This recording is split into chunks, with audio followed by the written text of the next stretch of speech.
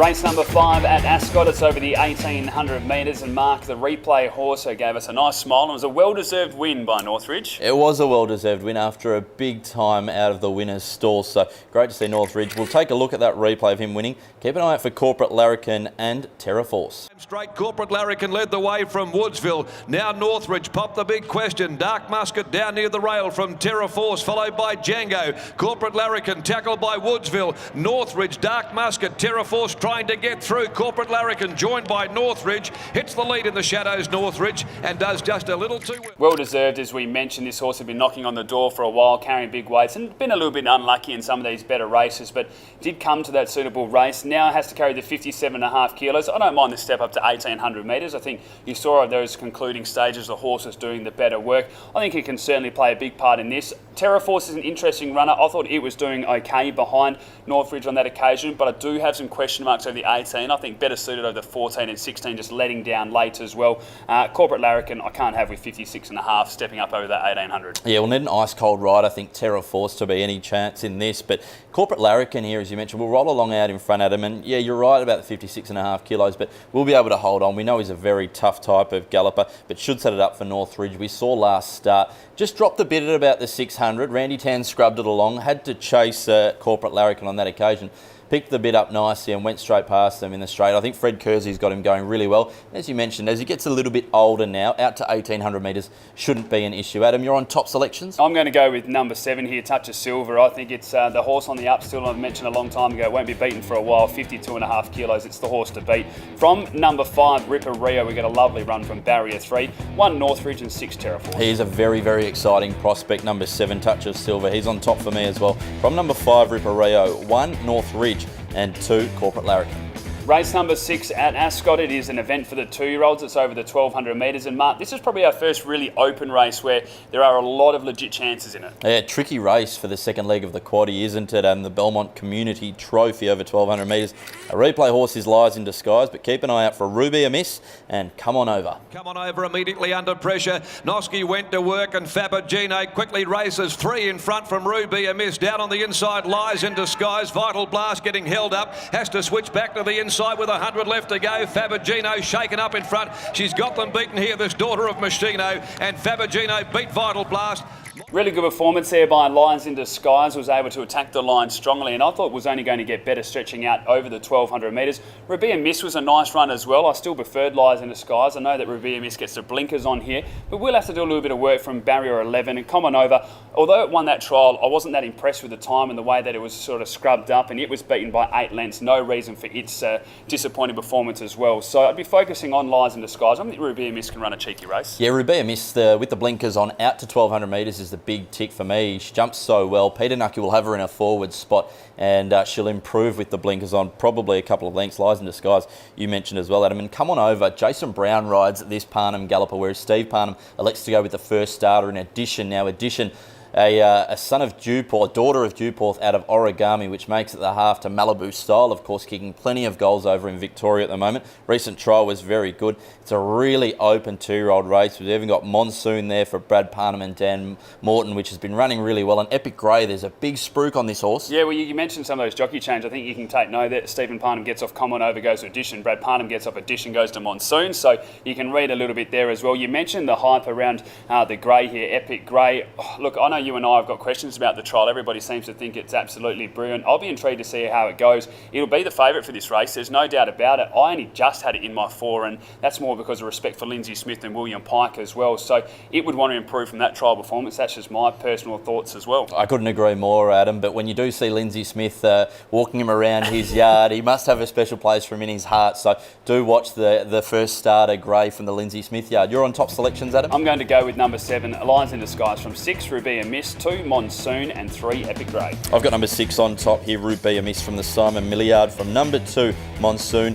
4, Texas Moon, the first starter out of the Fred Kersey yard. And number 7, Lies in Disguise. Race number 7 at Ascot. It's over the 1,000 metres. It's a 72 plus event. And Mark, when you take a look at those runners on screen, it's pretty obvious which horse we're going to look at. Yes, the 3-year-old Kai Perinya. She was only a $47,500 purchase at the sales. Let's have a look at her winning first up. Laura's poking up on the inside now at the top of the home straight to follow Kai Perinya at the 250 there, and Joe hadn't moved a muscle yet on Kai Perinya. Gave her a little dig on the wither, and away she goes with 150 to go. 2.5 in front of Sweet Aura. Delicate Miss. The River battles on, but this has been a resounding return to the racetrack by Kai Perinya, and she came. Absolutely brilliant, the performance there by Kai Perinya. She was playing up a little bit in the yard, and there was a bit of concerns the way they had to get her out on course. Kyle Nallender, it was absolutely brilliant with her to get her out, but the moment those gates pinned open, she was just 5 lengths better than everything else. She was first time over 1,000 metres, first win, first up. Couldn't have been more dominant. I don't care how much weight these other gallopers get on her. She won't be beaten in this. Yeah, she's nice. She was nice and fresh on that occasion. And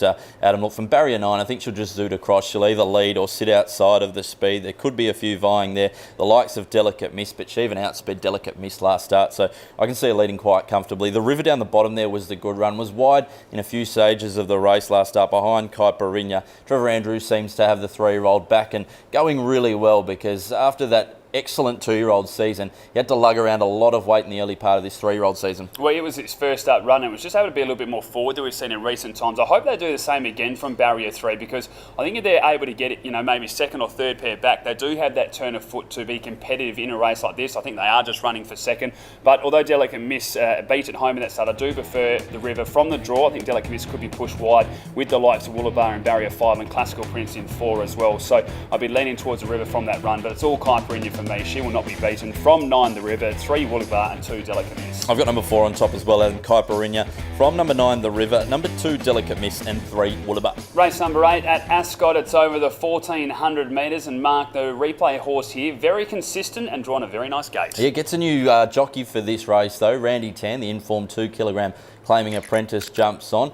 Running 3rd last start. Keep an eye out for Early Sun flashing home late for 4th. Tune kick 2 in front, allowing Star Glitter to come away from the fence to come after him. Naturalist battling away, but look gone, travelling down the outside, is starting to close the margin very quickly. Further back came Wicked Hunter. It's Star Glitter reaching the lead inside the 100 though. He boots away and Star Glitter draws clear. Star Glitter went on to win it by a length and a half. You just know what you're going to get with travelling. A really good performance there. Taylor Stone now on holiday, so Randy Tan takes the ride, and as you said, he's been going really well. The positive, this horse is going to be in a forward position, makes its own luck as well, so you get your tick there. Early Sun, I thought was a really good run considering the wide draw. William Pike on board here. I like also back up to the 1,400 metres. I don't think this horse has a natural sprint, and when you look at the run over 1,400 metres, last start was only beaten a nose by Main Instigator, so I think it can run a really nice race as well. They've been running for Randy, which is really great to see. Number 2, Grey Enigma in there. Last 2 starts has been very well backed. We saw the run 2 starts ago behind Key to Fame. If it got out a little bit earlier, it could have won that race. Yeah, well, this horse has a terrible Ascot record, 11 attempts for only 2 placings, but those 2 placings have been at the track and distance where the horse has only had 3 attempts. So